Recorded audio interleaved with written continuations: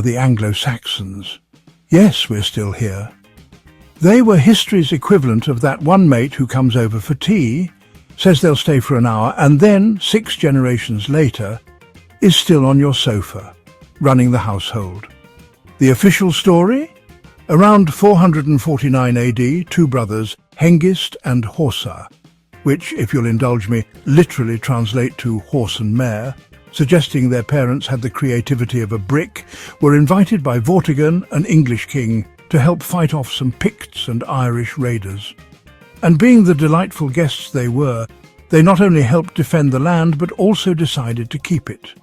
Imagine hiring a security guard and coming home to find he's moved in, changed the locks, and is now charging you rent. Vortigern, whose name, I must add, literally translates to Supreme Overlord, sounds impressive, but the man had all the strategic brilliance of a damp sponge.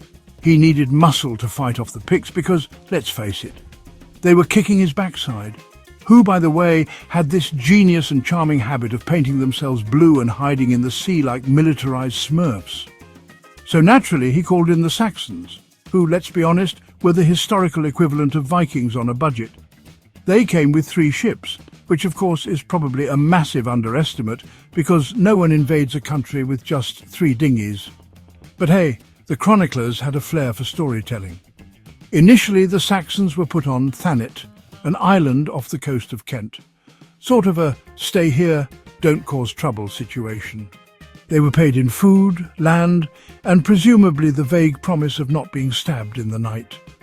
But as their numbers grew, Vortigern and his pals started looking at the invoice and thinking, wait, do we really need them anymore? The Saxons, in response, did what any underappreciated and unpaid workforce does. They revolted. Thus began a very impolite, hostile takeover. The Saxons spread from East Anglia to the Thames Valley, enslaving the locals and grabbing land faster than medieval real estate moguls. Then they called for backup.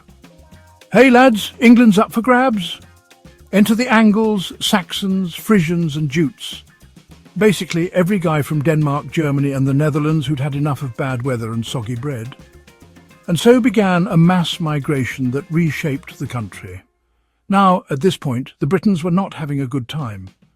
Enter Ambrosius Aurelianus. Think of him as the last sensible bloke in the room who fought back with some mysterious war leader named Arthur. Ring any bells? Now, was he the King Arthur?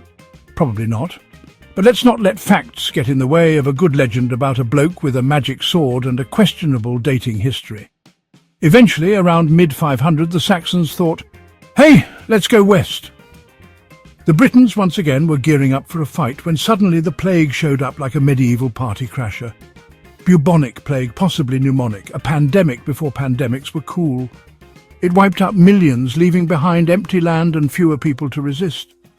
The Saxons, being the opportunistic chaps they were, moved in and took over even more territory. And thus Anglo-Saxon civilization was born thanks to a plague.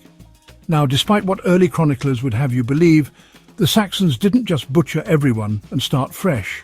They absorbed local customs, kept many old British traditions, and didn't mess with farming much. Because let's be honest, invaders love conquering, but they hate doing actual work. Even Christianity wasn't wiped out.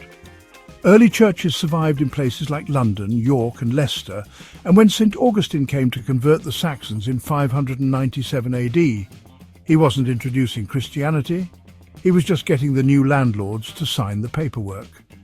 Over the next few centuries, the Saxons mixed with the locals until the distinction faded entirely. By 1282 AD, when Edward I crushed the last independent Welsh kingdom, the so-called Saxon invasion was well and truly over. Eventually, even the term Saxon disappeared, and everyone just started calling themselves English, which, if you think about it, is the most British thing ever. Get invaded, grumble about it for a few centuries, then quietly accept it like it was the plan all along. So what did we learn? The Saxons came to help, then decided they liked it here. The Britons fought back, but plague did more damage than war. Arthur might have been real, or just a very effective PR campaign. The Saxons absorbed Britain, and Britain absorbed them right back. And finally, the most important takeaway, Never invite warriors to your house unless you're absolutely sure you can afford to kick them out. Otherwise, in about 1,000 years, someone's going to be making a TikTok about you. Like and follow for more brief history lessons drenched in sarcasm and existential dread.